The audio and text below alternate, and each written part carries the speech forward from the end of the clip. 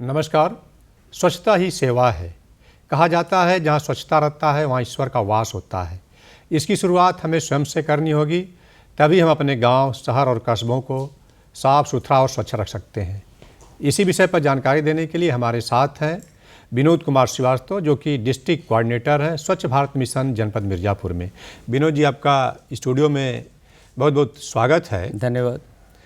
स्वच्छता सेवा अभियान इस समय पूरे देश में चल रहा है अभी, जिसकी शुरुआत 17 सितंबर को माननीय प्रधानमंत्री जी के जन्मदिन से लेकर 2 अक्टूबर महात्मा गांधी की जयंती तक मनाया जाएगा। तो ये स्वच्छता सेवा पखवाड़ा का उद्देश्य क्या है? देखिए, ऐसा है, स्वच्छ भारत मिशन ग्रामीण फेज़ 1 का शुभारंभ 2 अक्टूबर 2014 को हुआ था, जब माननीय प्रधानमंत्री जी ने सत्ता संभाली थी। तो उन्होंने कहा था कि स्वच्छता एक जन आंदोलन होना चाहिए, और एक हमारी बहुत बड़ी इस देश की कमी रही है कि स्वच्छता न होने के कारण हम लोग आर्थिक और सामाजिक और स्वास्थ्य दोनों इश्यूज में पिछड़े हुए थे विकसित देशों में। तो कंपैरिजन ये किया गया कि स्वच्छता जब स्वयं में नहीं रहती है तो हम अभियान को चलाकर सफल नहीं बना सकते। प्रथम चरण में हम लोगों ने ये आइडेंटिफाई किया कि हमारे देश में, हमारे प्रदेश में, हमारे गांव में, हमारे जनपद में कितने ऐसे घर हैं जिनके घरों में शौचालय नहीं है। मतलब सबसे पहले इसी पर जोर दिया फोकस इसी, क्योंकि जब हम सुविधाएं देंगे तभी तो लोग उसका उपयोग करेंगे। यदि हम सुविधाएं न दें, केवल हम प्रचार प्रसार करते रहेंगे, नहीं खुले में शौच नहीं करना है, खुले में शौच नहीं करना है, तो हमको दोनों देखा गया। हमने उनको शौचालय की भी उपलब्धता सुनिश्चित कराई, उसके साथ साथ हमने इनके फ़ायदे भी बताए, और खुले में शौच करने से क्या नुकसान होते वो भी हमने बताया। और इसको हमने कम्युनिटी लेड ले गए। टोटल सैनिटेशन कैंपेन के एक इसका टूल होता है, हमने कम्युनिटी लेड लिए गए और लोगों को विभिन्न प्रकार गतिविधियां अपना करके लोगों को जागरूक किए, लोगों को बताया कि स्वच्छता हमारे लिए क्यों जरूरी है। उसका प्रथम चरण है शौचालय। शौचालय के बनने से नहीं होता है, शौचालय में प्रयोग करना है। जब तक हम भी फीलिंग नहीं आएगी कि नहीं ये शौचालय हमारा है, तो हमने उसमें इनको इन्वॉल्व किया, कम्युनिटी को इन्वॉल्व किया कि शौचालय क्यों आवश्यक है।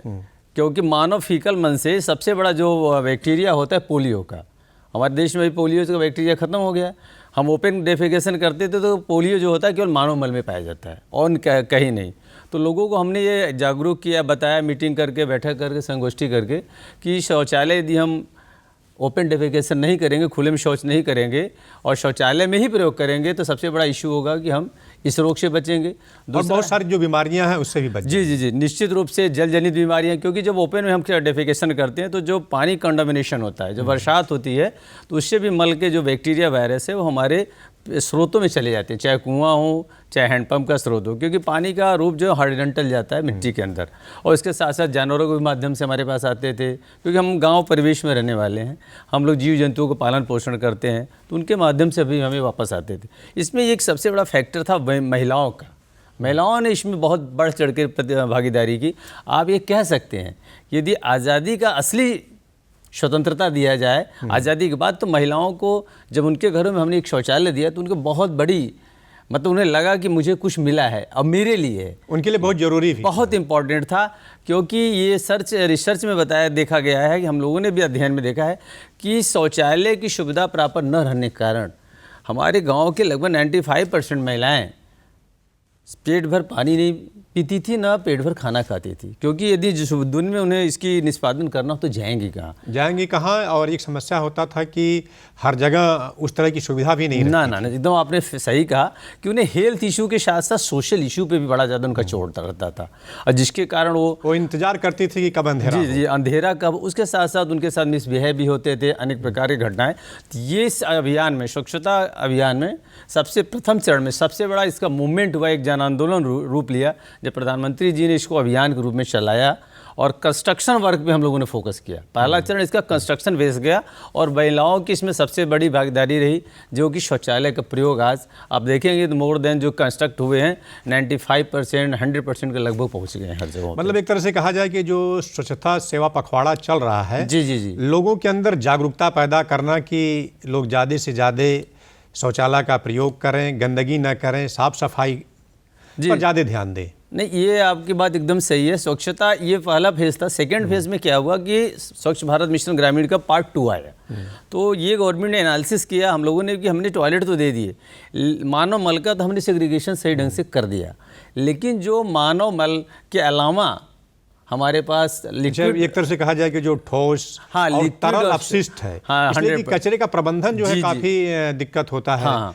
इस पर किस तरह से आप लोग काम कर जी रहे जी। हैं? तो सेकंड फेज में सॉलिड और लिक्विड वेस्ट को फोकस किया गया कि जो सॉलिड होता है उसका कैसे सेग्रीगेशन किया जाए, लिक्विड है उसका कैसे निष्पादन किया जाए।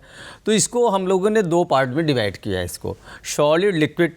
सॉलिड में होता है कि जो हमारे घर से कूड़े निकलते हैं, हमारा नेचर ये है कि हम कहीं भी थ्रो आउट कर देते हैं, कूड़ों को फेंक देते हैं, जबकि ऐसी हमारी परंपरा शुरू में नहीं रही। हमने देखा है शुरू में कि हमारे गांव में घूर गड्ढा हुआ करता था, हम कूड़े को उठा करके अपने खेतों में या तो डाल देते। लेकिन आज जो वेस्टर्न कल्चर या हमारा जो जीवन शैली बदल गया, उसमें हम थ्रो आउट करते हैं। जैसे और एक तरह से कहा जाए कि अवेयरनेस की भी कमी थी, लोगों के अंदर जागरूकता की भी कमी थी। अवेयरनेस की कमी हम कह भी सकते हैं, नहीं भी कह सकते हैं। हमें जागरूकता तो है कि गंदगी नहीं करनी है, या उनके स्वभाव में ना हो। हाँ, एकदम आपने अभी फैक्ट किया। नेचर ह्यूमन बीइंग जो होता है, उनके व्यवहार में उन्होंने अभी अडॉप्ट नहीं किया है कि कूड़े को हमें कहाँ पे फेंकना है। आपने देखा होगा जो हाईली एजुकेटेड भी कॉलोनियाँ होती है, मैं उदाहरण शहर की बता दूँ, गाँव का भी तो आप अभी हम लोग का कंसर्ट चल रहा है, आप देखते होंगे डस्टबिन रखे रहते हैं, लेकिन डस्टबिन में कूड़े नहीं पड़ते, उसके बाहर फेंके जाते हैं। तो क्या कहता है, ये शो करता है ना कि मेरे व्यवहार में अभी वो नहीं है, आदत में नहीं कीजिए हम इस कूड़े को कहाँ पर। पहली बात,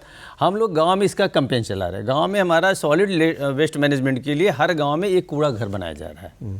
जैसे शहरों में बनता है, उसी तरह हम लोग गाँव में कूड़े घर बनाए जा रहे हैं। उसमें घर घर से कूड़ा कलेक्शन के लिए एक ई रिक्शा या ठेलिया खरीदी गई है अपने पर, ग्राम पंचायत की संपत्ति, सरकार इसको पैसा दे रही है। और इसका कंसेप्ट ये है कि पर कैपिटा गाँव में जितनी पॉपुलेशन है उसमें लिक्विड वेस्ट के लिए आपको यदि 5000 के तक की पॉपुलेशन है, 5000 तक की पॉपुलेशन है, तो 340 रुपया दिया जा रहा है, पर कैपिटा है।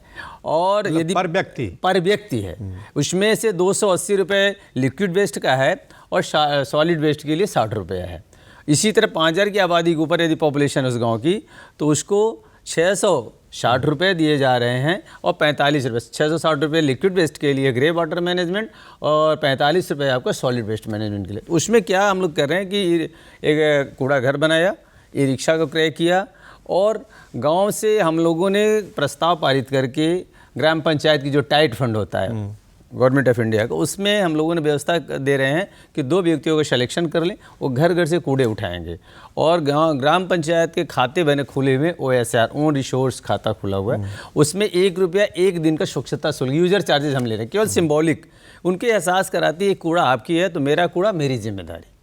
उस हिसाब से हम घर पे ही कूड़े को अलग कराते हैं। जूठा जो होता है, नेचर है हमारे गांव में कि हम जानवरों को खिला देते हैं।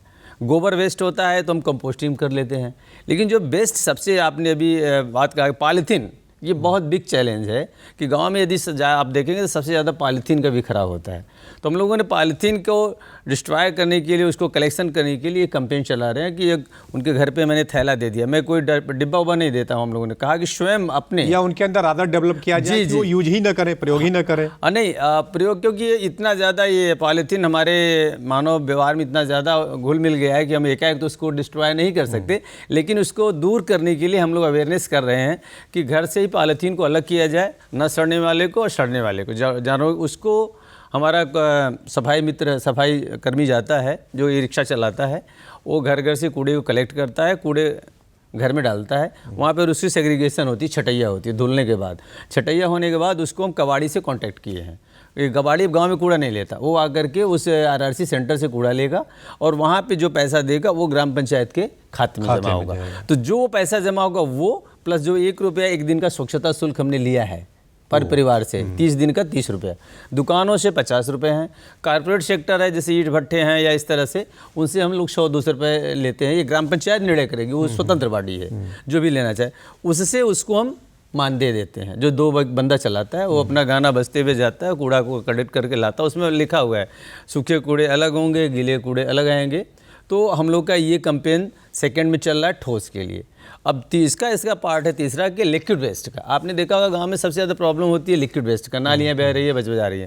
तो इसमें ये भी इस बार भारत सरकार ने कहा है कि जो पैसा दे रही है तो उसमें उसने कहा है कि शोक पीट बनाया जाए प्रत्येक हैंडपम्प का। और जो कम्युनिटी है जहाँ पे कि हैंडपम्प या तालाब नहीं है, जहाँ की पानी ओपन किसी के खेत में बह रहा है या सड़क पे बह रहा है, तो वहाँ पे जगह ले करके कम्युनिटी से बात करके एक सामुदायिक शोक पीट बनाने का है और लीच पीट बनाने का और मैजिक पीट। इससे हम गंदे पानी को, ग्रे वाटर को निष्पादित कर रहे हैं।